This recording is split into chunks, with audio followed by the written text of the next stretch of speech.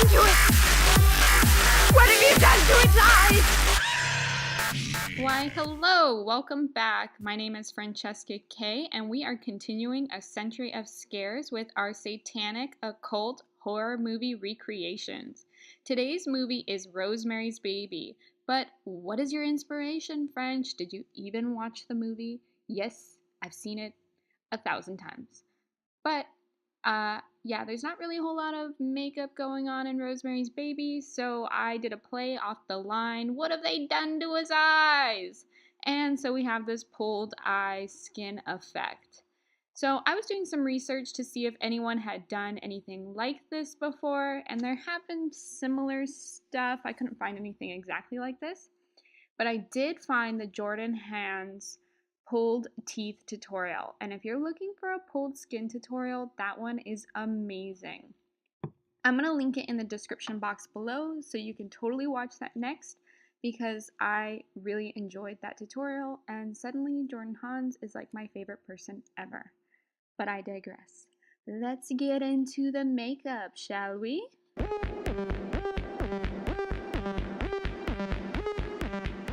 So I am drawing out the basic shape here, and I'm using my NYX eyeliner pencil in white. I would almost suggest, if you're doing this often, to invest in a nicer, creamier white eyeliner pencil, cause I couldn't get a lot of details here, guys. I tried, but I managed to get my eyeball, my skeleton, and my skin basically drawn out, so good enough. From there, I started painting my eyeballs out, and so I was using a flat brush and my Kryolan water-based paint in white. Yeah, their names are all numbers, but I'm only using the white and the black here, so white's white and black is black. Then I dusted on Buttery from the artist palette over top so that the white of the eyeballs could match my own. From there, I started sketching out some of the veins onto the eyeballs using my Inglot Blush 66 powder. It's the only red powder I really have. From there, I started painting on my tendons using a thin brush and my Ben Nye Fire Red water-based paint. Using the same flat brush, I went over the skull area with the Kryolan white water-based paint, leaving open some of the area at the bottom so that the shadows can hit a true black.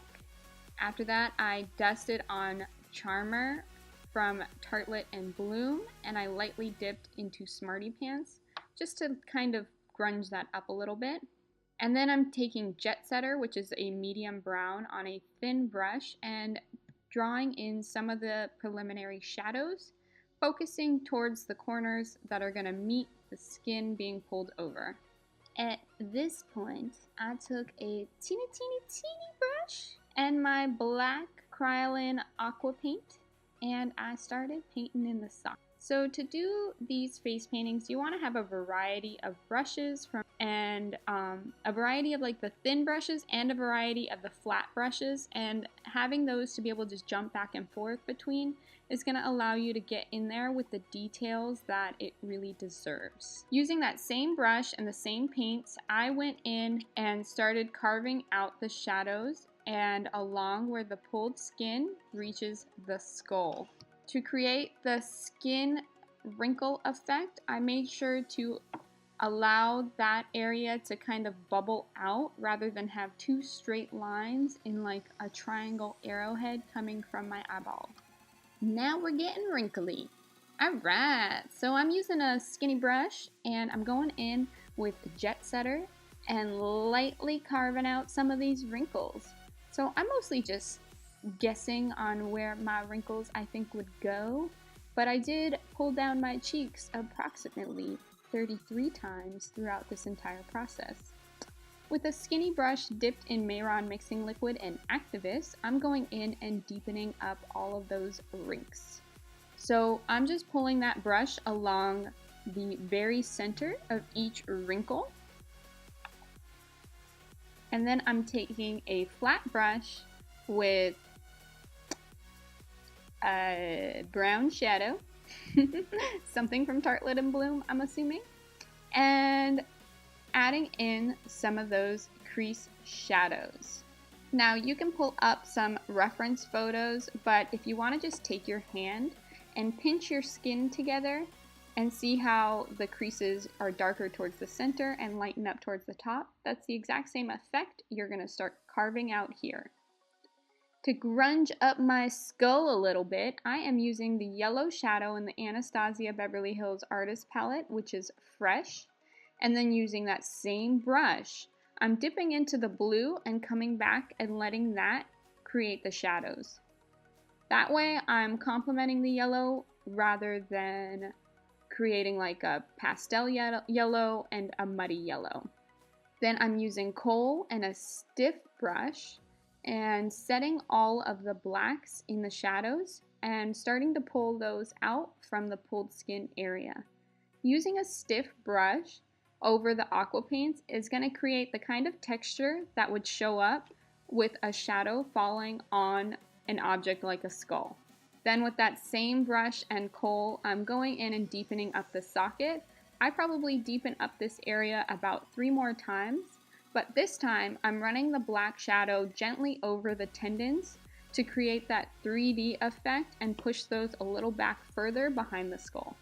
Now with a Mehron mixing liquid kohl combination, I am going out and outlining all of the deepest parts of the shadow and gently tapping on them so that they don't create too harsh of a line. But these hard lines are what really create that 3D effect in the human eye. This is how you're able to trick yourself into thinking that that is actually raised up away from the skull. With the Kryolan aqua paints in white and a thin brush, I am going in and adding back some highlight to that socket. The point of this is to pull the skull forward away from the tendon. I'm using my finger to blend that into the yellow grunge color that's already established. Now I am taking some Mehron Cream Blend Ivory Bisque, which is super white people foundation sticks, and I am adding in some highlights here. So I played around with it a little bit and I found that the best way to add the highlight is directly beneath the deepest part of the crease. So this gives that 3D popping effect outwards. So I pulled up a reference photo of a skull and realized I needed to deepen up the shadows underneath my eye sockets. So I went back and forth in deepening those and adding the highlights back in until I was satisfied with that result. From there, I wanted to make my tendons and veins pop. So I went over the tendons with the Ben Nye Fire Red Aqua Paints and then took the dry brush over the veins. And then I dipped my brush into the Mehron mixing liquid and kohl once more and just lightly went back over all of the deepest points of the shadows. At this point, I'm just popping on some finishing touches for the look. So I'm putting patina from Becca Cosmetics on my lips and dabbing in some Naked Anastasia Beverly Hills right in the center. Then I'm using my Makeup Forever Flash palette with the white color and just brushing that along my waterline. And from there, I popped on my House of Lashes Forever Tink eyelashes and then lined the lash line with my L'Oreal Super Slim Infallible. And that is it, guys.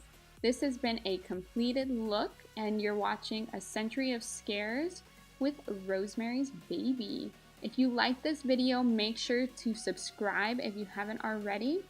And pretty please, if you've watched this far, leave a comment and give me a thumbs up. Not only does that help me get seen by others, I also really just want to know who the heck's watching. So please leave a comment below and let's get chatting. Alright guys, have a good day and I will see you next time.